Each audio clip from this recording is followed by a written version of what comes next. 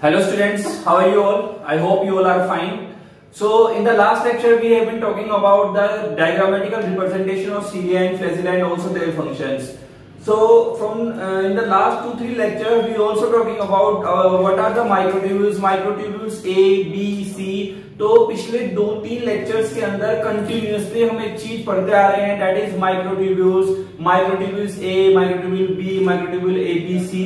ऐसे अपन 2-3 लेक्चर्स के अंदर कंटिन्यूअसली ये पढ़ते आ रहे हैं। लेकिन तो अब अपने को ये भी तो पता होना चाहिए एक्चुअल के अंदर कि ये माइक्रोट्यूब्यूल्स जिसकी अपन बात कर रहे हैं, ये माइक्रोट्यूब्यूल्स होती क्या है। अगर अपन इस माइक्रोट्यूब्यूल को देखें तो ये माइक्रोट्यूब्यूल्स कर क्या रही है, इनका फंक्शन क्या है, इनकी स्ट्रक्चर कैसे होगी, ये बनती कैसे हैं, ये सारी चीजें अपने को पता होना जरूरी है। क्योंकि हम ये देख रहे हैं कंटिन्यूअसली 2-3 लेक्चर्स के अंदर बार बार अपन माइक्रोट्यूब्यूल्स का जिक्र कर रहे हैं। तो अब बात आती है माइक्रोट्यूब्यूल्स होती क्या है। तो माइक्रोट्यूब्यूल्स की अगर अपन बात करें तो माइक्रोट्यूब्यूल्स देखिए एक होलो सिलिंड्रिकल स्ट्रक्चर होती है। कैसी होगी? होलो सिलिंड्रिकल स्ट्रक्चर हो गई कौन? माइक्रोट्यूब्यूल्स। अब बात आती है होलो सिलिंड्रिकल स्ट्रक्चर, तो ये है ही, लेकिन ये काम क्या करेगी? तो जनरली मैं आपको बता दूं इसके लिए, इसका जो काम होगा वो होगा कोई भी जैसे अपने पास में सेल है, उस सेल के जो सेल ऑर्गेनल्स है उनको उनकी जो पोजीशन है, मतलब जहां पर वो रहते हैं वहां पर उनको रखने का काम करने का ये काम है करती है। जैसे मान लो कोई भी सेल ऑर्गेनल है वो अपनी जगह पे रहना चाहता है, तो उसको रोकने के लिए तो वो काम कौन करती है? ये काम माइक्रोट्यूब्यूल से कर देती है। साथ ही साथ इसके अलावा अगर अपन बात करें माइक्रोट्यूब्यूल्स के अलावा कि ये लोकेशन तो प्रोवाइड करती है, साथ ही साथ उसका स्केलेटन मतलब जो सेल है उसका जो ढांचा है उसको बनाने के लिए भी क्या है, ये काम है करती है। तो ये सारे काम ये माइक्रोट्यूब्यूल्स करती है। अब बात आती है इसकी प्रेजेंस और एब्सेंस के बारे में। तो आप लोगों के लिए बता दिया जाए कि जो डब्ल्यूबीसी और आरबीसी अपनी होती हैं उनके अंदर ये क्या होती है? एब्सेंट होती है, उनके अंदर ये माइक्रोट्यूब्यूल्स नहीं पाई जाती है। तो आज ये सारी चीजें, इनके फंक्शंस क्या होते हैं, इसकी स्ट्रक्चर के बारे में अपन देखेंगे। थोड़ा सी स्ट्रक्चर इसकी थोड़ी सी इजी तो है, लेकिन थोड़ी सी देखने के लिए थोड़ी सी टिपिकल हो जाती है बनाने के लिए, क्योंकि इसके स्ट्रक्चर के अंदर गैप नहीं होते। इनके जो प्रोटोफिलामेंट्स होते हैं, प्रोटोफिलामेंट्स भी आप लोगों को यहाँ पर अपन बताएंगे कि प्रोटोफिलामेंट्स होते क्या है, ऑलिगोमर्स क्या होते हैं, ये सारी चीज अपन यहाँ पे बताएंगे। तो इसकी स्ट्रक्चर वैसे तो इजी है, लेकिन इसको बनाते हुए थोड़ी सी अपने को सावधानी रखनी पड़ेगी। तो आज का टॉपिक है अपना माइक्रोट्यूब्यूल्स। तो चलिए शुरू करते हैं। So this is about microtubules। देखिए इसकी अगर डिस्कवरी की अगर अपन बात करें तो discovered by De Robertis and Franchi और डी रोबोटिक्स ने 1953 के अंदर इसको एनिमल सेल के अंदर डिस्कवर किया था। ये भी आप लोगों को ध्यान रखना है कि एनिमल सेल की डिस्कवरी किसने, एनिमल सेल के अंदर डिस्कवर किसने किया था? डी रोबोटिक्स और फ्रांसी ने किया था 1953 के अंदर। नेक्स्ट ये है स्लॉटरबैक गिवन नेम टू माइक्रोट्यूब्यूल्स। और स्लॉटरबैक ने क्या किया था? जो माइक्रोट्यूब्यूल नेम है, इस चीज को जो डिस्कवरी हुई थी उसका नाम माइक्रोट्यूब्यूल किसने दिया था? स्लॉटरबैक ने ये नाम दिया था। ये भी आपको ध्यान रखना है। नेक्स्ट अपने पास में है कीथ पोर्टर। कीथ पोर्टर की बात करेंगे तो इन्होंने भी डिस्कवरी की थी किसकी? माइक्रोट्यूब्यूल्स की। लेकिन ध्यान क्या रखना है, यहाँ पर इन्होंने जो डिस्कवरी की थी वो किसमें की थी? प्लांट सेल के अंदर, और डी रोबोटिक्स और इसने किसमें की थी? एनिमल सेल के अंदर।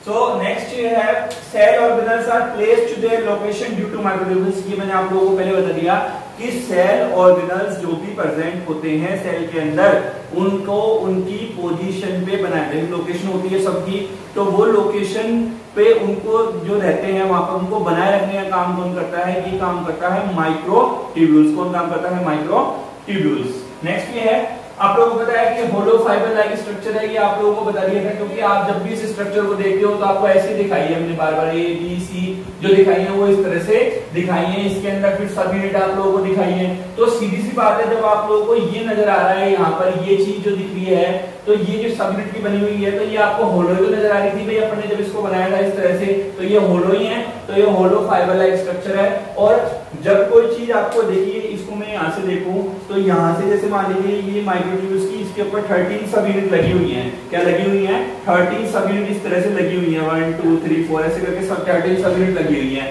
इसको मैं जब देखूंगा अंदर से तो ये डीप डाउन आपको कैसे दिखाई देगी? अंदर से होलो ही नजर आने वाली है। डीप डाउन जब इसको अंदर अपन देखेंगे यहाँ से, तो ये कैसे नजर आएगी? आपको होलो नजर आएगी। तो वही क्या हो गई है? होलो स्ट्रक्चर आपकी हो गई है। क्लियर?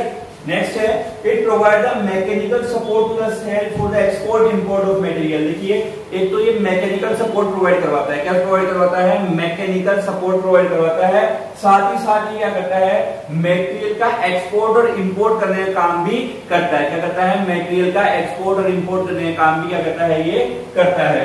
ठीक है, नेक्स्ट है axon of neuron tail flagella of sperm spindle fiber formation occurs due to microtubules। देखिए अगर मैं एक्सोन की बात करूं तो एक्सोन क्या है, न्यूरॉन का प्रोसेस है। क्या है, मैंने बताया था प्रोसेस। तो न्यूरॉन का जो प्रोसेस है एक्सोन, उसको बनाने के लिए tail flagella of sperm, sperm की जो टेल फ्लैजिला है उसको बनाने के लिए, स्पिंडल फाइबर के फॉर्मेशन के लिए, किसके लिए, स्पिंडल फाइबर के फॉर्मेशन में क्या है, माइक्रोट्यूब्यूल्स हेल्प करता है। इट मींस इनका फॉर्मेशन, अगर माइक्रोट्यूब्यूल्स नहीं हो तो इनका फॉर्मेशन नहीं हो पाएगा। क्लियर। नेक्स्ट भी है it is 20 to 30 nanometre long structure, 20 से 30 नैनोमीटर लंबी ये स्ट्रक्चर आपकी होती है। कौन सी, ये माइक्रोट्यूब्यूल्स। नेक्स्ट है अगर इसकी वॉल की थिकनेस की बात करें अपन तो 45 to 50 एंगस्ट्रॉम की इसकी वॉल थिकनेस हो जाएगी, जबकि ये पूरी कितनी होगी, 250 एंगस्ट्रॉम की क्या हो जाती है, खुद इसकी थिकनेस हो जाती है। खुद कितनी बड़ी है, 255 एंगस्ट्रॉम की, जबकि ये कितना है, इसकी जो वॉल की थिकनेस देखेंगे अपन 45 to 50 एंगस्ट्रॉम की इसकी केवल वॉल की थिकनेस होती है। क्लियर।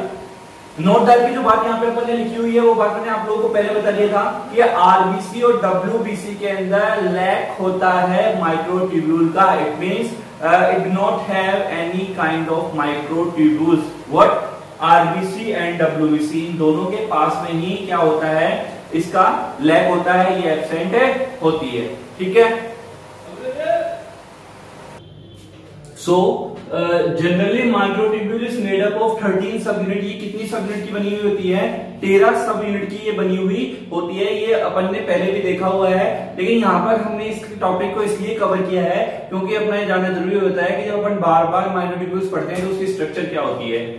तो single microtubule is known as protofilament. देखिए एक सिंगल जो माइक्रोट्यूब्यूल्स आपके पास में, एक जो सिंगल माइक्रोट्यूब्यूल जो है वो कहलाती है आपका प्रोटोफिलामेंट। क्या कहलाएगी, प्रोटोफिलामेंट्स के। देखिए प्रोटो अधिकतर अपन जो काम लेते हैं वो सिंगल के लिए काम में लेते हैं, तो प्रोटोफिलामेंट आपकी कहलाती है। नेक्स्ट है each protofilament is arrange in it circular manner. देखिए क्योंकि माइक्रोट्यूब्यूल्स की जब आप बात करते हो तो आप बार बार माइक्रोट्यूब्यूल्स की यूं बनाते हो, जब सर्कुलर मैनर के अंदर जब आप उस चीज को बना ही रहे हो तो इट मींस क्या है कि वो क्या है, एक सर्कुलर मैनर के अंदर अरेंज है और प्रत्येक जो प्रोटोफिलामेंट है वो सारा सर्कुलर मैनर के अंदर ही अरेंज रहेगा, मतलब उसका अरेंजमेंट कैसा है, सर्कुलर ही होता है। नेक्स्ट है कि एक प्रोटोफिलामेंट की बात करें तो 2 टाइप्स ऑफ प्रोटीन और प्रेजेंट है। इसके अंदर 2 प्रकार की प्रोटीन है, एक तो अल्फा ट्यूबुलिन, एक है बीटा ट्यूबुलिन। कौन सी है, अल्फा ट्यूबुलिन प्रोटीन। देखिए ट्यूबुलिन याद आ रहा होगा आप लोगों को कि ट्यूबुलिन प्रोटीन जब अपन बात कर रहे थे तो अपन स्पिंडल फाइबर के अंदर ट्यूबुलिन प्रोटीन अपन देखते हैं। तो स्पिंडल फाइबर किसके बने हुए हैं, ट्यूबुलिन प्रोटीन के बने हुए हैं। और हमने ये बात पता है कि जब माइक्रोट्यूब्यूल्स किसके अंदर पार्टिसिपेट करती है, स्पिंडल फाइबर फॉर्मेशन के अंदर पार्टिसिपेट करती है, सेंट्रियोल के द्वारा स्पिंडल फाइबर का फॉर्मेशन होता है। तो ट्यूबुलिन प्रोटीन क्या हो गई, आपकी इंपॉर्टेंट प्रोटीन हो गई, तो वो माइक्रोट्यूब्यूल्स की तरफ से ही चलती आ रही है। तो इसलिए माइक्रोट्यूब्यूल्स एक बहुत इंपॉर्टेंट सेल ऑर्गेनल हो जाता है। ठीक है। नेक्स्ट है both of them together makes a heterodimer. क्या बनाता है, हेटेरोडाइमर। देखिए हेटेरोडाइमर का मतलब क्या हो गया, एक तो होता है होमोडाइमर, एक होता है हेटेरोडाइमर। होमोडाइमर का मतलब हो गया ये और ये, अगर ये दोनों सेम है दैट इज होमो, है ना, होमो। और डाइमर का मतलब दो, डाइमर का मतलब दो, तो that is homodimer. Whenever we are talking about the heterodimer that is कि it is made up of 2 different types of protofilament. ठीक है। देखिए कैसे कि अगर एक तो अपन ने ये लिया और दूसरा अपन ने क्या किया, इसको अलग करने के लिए अपन ने इसको इस तरह शो कर दिया, तो ये क्या हो गया आपका हेटेरोडाइमर हो गया, क्योंकि ये दोनों अलग अलग प्रकार के हो गए। क्लियर है। तो नेक्स्ट है एंड दीज हेटेरोडाइमर मेक्स ओलिगोमर। देखिए ओलिगोमर आपको याद आ रहा होगा कि हमने पढ़ा था ओलिगोसैकेराइड्स। क्या पढ़े हैं कभी, ओलिगोसैकेराइड्स, कभी आपको ध्यान आ रहा हो दैट ओलिगोसैकेराइड्स का मतलब हो गया कि जब 2 to 10 मोर देन 2 मतलब 3 to 10 मॉलिक्यूल्स अगर अपन एक साथ ले लें, ठीक है, किसी एक सिंगल उसके जैसे ग्लूकोज के ले लें अपन, तो ग्लूकोज के अगर अपन 3 to 10 अगर अपन ले रहे हैं मॉलिक्यूल्स ले रहे हैं तो वो ओलिगोमर कहलाते हैं। तो यहाँ पे भी वही चीज है कि 2 से ज्यादा अगर अपन क्या ले लें, प्रोटोफिलामेंट्स को एक साथ ले लें या हेटेरोडाइमर को जोड़ लें तो वो क्या बनाते हैं, ओलिगोमर बनाते हैं। देखिए ओलिगोमर स्मॉल सेम सब यूनिट के लिए काम में आता है। जैसे वन तो प्रोटो, 2 हो गया डाइमर हो गया, 3 हो जाए ट्राइमर बोल सकते हैं। लेकिन अगर ये चल रहा है 6 या 7 या 8 पहुंच जाए या 10 तक पहुंच जाए तो उसको अपन क्या बोल सकते हैं, उसको अपन बोल सकते हैं ओलिगोमर। ठीक है, जैसे ओलिगोसैकेराइड्स है वैसे ही ओलिगोमर कहलाएगा। क्लियर है ओलिगोमर क्या होता है, ये बात आपको पता चल गई। नेक्स्ट, तो जब ये हेटेरोडाइमर क्या बनाते हैं, ओलिगोमर बनाते हैं, और ये मिलकर के क्या बनाते हैं, प्रोटोफिलामेंट का फॉर्मेशन है कर देते हैं। प्रोटोफिलामेंट मतलब पूरे के पूरे फिलामेंट का ये फॉर्मेशन है कर देते हैं। देखिए कैसे कि हमने बोला कि अपने पास में 2 प्रकार की प्रोटीन है, एक तो अल्फा ट्यूबुलिन है, एक है बीटा ट्यूबुलिन है। कौन कौन सी है, एक तो अल्फा ट्यूबुलिन और एक है बीटा ट्यूबुलिन। अल्फा ट्यूबुलिन ये वाली और बीटा ट्यूबुलिन ये वाली। तो ये आपका क्या हो गया, हेटेरोडाइमर हो गया। तो अगर मैं हेटेरोडाइमर जोड़ता ही चला जाऊं तो या 2 या 3 या 4 सब यूनिट इसकी जोड़ दूं मैं इस तरह से मिलकर के, तो ये क्या बन जाएगा, आपका ओलिगोमर बन जाएगा। ओलिगोमर क्लियर है, clear. So 13 protofilament makes a hollow microtubule. देखिए 13 प्रोटोफिलामेंट मिलकर के एक माइक्रोट्यूब्यूल बनाते हैं। जैसे मान लीजिए इस तरह से 13 माइक्रो बनाए थे अपन ने मिलकर के 13, तो ये एक माइक्रोट्यूब्यूल का फॉर्मेशन ये कर देंगे। अगर मैं एक सब यूनिट की बात करूं तो इसकी एक सब यूनिट का जो वेट हो गया वो कितना हो गया, 5000 डाल्टन के बराबर हो गया। कितना हो गया, 5000 डाल्टन के इक्वल होता है। देखिए ट्यूबुलिन के अलावा एक map protein MAP microtubule associated protein भी यहाँ पर प्रेजेंट होती है। देखिए माइक्रोट्यूब्यूल एसोसिएट प्रोटीन करने जो काम है वो हो गया, माइक्रोट्यूब्यूल को एसोसिएट करने का काम ये क्या करती है, ट्यूबुलिन प्रोटीन, मतलब उसको जोड़े रखने का या बांधे रखने का, वो मतलब उसको हेल्प करती है ये कौन, माइक्रोट्यूब्यूल एसोसिएटेड प्रोटीन। इसके अलावा हम बात करेंगे इसके फंक्शंस के बारे में और इसके डायग्राम के बारे में। तो डायग्राम मैं आप लोगों को समझाऊंगा, इसके आप लोगों को प्रैक्टिस करनी है, कैसे बनाना डायग्राम वो आप लोग बनाएंगे। ठीक है, तो चलिए शुरू करते हैं। देखिए next we have function of microtubules. Microtubule की फंक्शंस के बारे में हम बात करें तो फंक्शन आप लोगों को पता है, लेकिन उसमें से कुछ अपन देखते हैं जो कौन कौन से। Help in movement of cilia and flagella. Cilia और फ्लैजिला के मूवमेंट के अंदर भी क्या है, कौन हेल्प करते हैं, ये माइक्रोट्यूब्यूल से हेल्प करती है। क्योंकि आपको पता है, क्योंकि सीलिया और फ्लैजिला की दोनों के स्ट्रक्चर के अंदर माइक्रोट्यूब्यूल क्या होती है, प्रेजेंट होती हैं। Next, during cell division helps in movement of spindle fibre towards the pole. देखिए जब सेल डिवीजन हो रहा होता है, आपको ध्यान हो कि अपने पास में इस तरह से अपन जब सेल डिवीजन पढ़ रहे होते हैं तो यहाँ पर ये क्रोमोसोम अपने इस तरह से लगे हुए होते हैं, ध्यान है आपको। तो ये जो क्रोमोसोम आपके लगे हुए हैं तो ये पोल्स की तरफ जाते हैं, एनिमल पोल और वेजेटल पोल, 2 पोल होते हैं। तो इन पोल्स की तरफ ये जाते हैं इस प्रकार से, फिर ये टूट जाते हैं। ठीक है, टीलोफेज में आकर के डिवाइड हो जाते हैं यहाँ से। तो जब ये पोल्स की तरफ जाते हैं, ये जो क्रोमोसोम है ये पोल्स की तरफ जाएंगे, इधर वाला इस साइड में और ऊपर वाला उस साइड में चला जाएगा। तो उसके अंदर हेल्प कौन करता है, उसके अंदर हेल्प भी ये माइक्रोट्यूब्यूल्स ही करती हैं।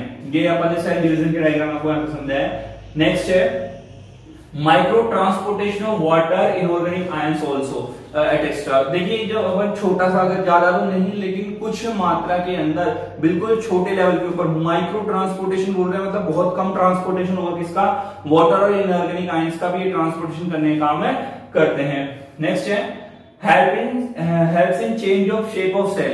देखिए सेल कभी कभी अपनी जो शेप है उसके अंदर कुछ ना कुछ चेंज लेकर के आता है। तो जब शेप के अंदर वो चेंज आता है, वो शेप जो चेंज लेकर के आता है शेप के अंदर सेल के, वो कौन लेकर के आता है, वो माइक्रोट्यूब्यूल लेकर के आता है। मतलब माइक्रोट्यूब्यूल्स क्या करता है, ये उसको शेप के अंदर चेंज लाने का काम है करता है। क्लियर। नेक्स्ट है formation of neurons axon. Neuron के एक्सोन के फॉर्मेशन के अंदर भी ये पार्टिसिपेट करता है, ये अपन ने पहले भी देख लिया था।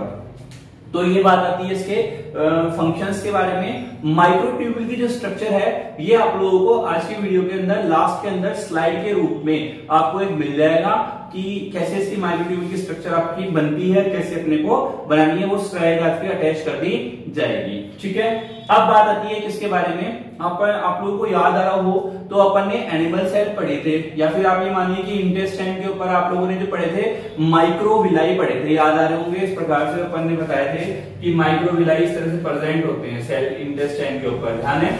तो माइक्रोविलाई जो इंटेस्टाइन के ऊपर प्रेजेंट होते हैं, तो ये जो विलाई हैं ये दोनों विलाई, ये विलाई, इन विलाई की अगर अपन बात करें तो विलाई के बीच में होगा क्या कि विलाई के बीच में ये देखिए यहाँ पर एक गैप होते हैं, ठीक है, इसकी मेम्ब्रेन्स के बीच में यहाँ पर एक बीचों बीच यहाँ पे क्या होगा, गैप होगा। इस गैप को अपन जो बेस मतलब उसका आधार जो प्रदान करने का काम करता है ना, उसके अंदर भी माइक्रोट्यूब्यूल्स पार्टिसिपेट करते हैं। कैसे देखिए कि ये अगर अपन देखें सपोज दैट कि अपने पास में यहां से ये माइक्रोविलाई अपन ने क्या है मान लिए आपके क्या है माइक्रोविलाई हो गए, क्लियर। तो माइक्रोविलाई जो आपके पास में है, तो यहाँ पर ये जो माइक्रोविलाई फिंगर लाइक प्रोजेक्शंस हैं, इसके अंदर भी क्या पाई जाती है, माइक्रोट्यूब्यूल्स पाई जाती है। कैसे देखिए कि यहां से यहां तक का जो पार्ट है बीच में, इसके बिल्कुल बीच में, तो ये बीच वाला जो पार्ट कवर करती है ना आपकी, ये माइक्रोट्यूब्यूल कवर कर लेती है इसके अंदर वाला, जिससे क्या होती है इसकी जो शेप और साइज है ये क्या है आपको उठी हुई उभरी हुई नजर आती है। मतलब ये तो आपकी माइक्रोविलाई हो गई जो इंटेस्टाइन के अंदर पाई जाती है। तो ये जो माइक्रोविलाई है इसके अंदर अगर अपन देखें कि इसको पीक पोजीशन पे पहुंचानेगा या इसको सीधा बेस प्रोवाइड करने का काम भी कौन करती है, माइक्रोट्यूब्यूल कर रही है। देखिए अपन ने पढ़ा था कि अपन ने आप लोगों को बताया था कि ये स्केलेटन के बनाने के अंदर पार्टिसिपेट करती है, माइक्रोट्यूब्यूल स्केलेटन बनाने के अंदर पार्टिसिपेट करती है। जब माइक्रोट्यूब्यूल स्केलेटन बनाने के अंदर पार्टिसिपेट करती है तो ये इसको बेस प्रोवाइड कराएगी, तभी तो स्केलेटन बन पाएगा। ये अपनी बोन्स है, बोन्स क्या कर रही हैं, अपनी स्किन को एक बेस प्रोवाइड करवा रही है, तभी हमारा स्केलेटन बन पा रहा है। तो सेम उसी तरीके से माइक्रोविलाई जो आपकी है उसके अंदर क्या होगा, स्केलेटन बनेगा। इट मींस क्या होगा कि इसको बेस प्रोवाइड करवाया जाएगा। क्या प्रोवाइड करवाया जाएगा, बेस प्रोवाइड करवाया जाएगा। ये बेस कौन प्रोवाइड करवाता है, ये बेस प्रोवाइड करवाने का काम कौन करता है, ये बेस प्रोवाइड करवाने का काम करती है माइक्रोट्यूब्यूल्स। तो ये आपकी माइक्रोविलाई, ये सोडिया विलाई बोल लीजिए इसको, और ये आपकी क्या हो जाएगा, माइक्रोट्यूब्यूल्स। क्या हो जाएगी, माइक्रोट्यूब्यूल्स। क्लियर। तो इस प्रकार से ये सारे काम होते हैं। Is it clear. तो ये आज अपनी बात हो गई माइक्रोट्यूब्यूल्स के बारे में सारी, कि माइक्रोट्यूब्यूल्स क्या होती है, माइक्रोट्यूब्यूल के फंक्शंस क्या होते हैं, कैसे काम करती हैं, और इंपॉर्टेंट इसलिए भी था क्योंकि सेंट्रियोल से सीलिया फ्लैजिला से जुड़ा हुआ था। इसकी जो स्ट्रक्चर की बात है वो स्ट्रक्चर आप लोगों को स्लाइड के रूप में प्रोवाइड करवा दी जाएगी at the end of the lecture. So bye bye, have a good day.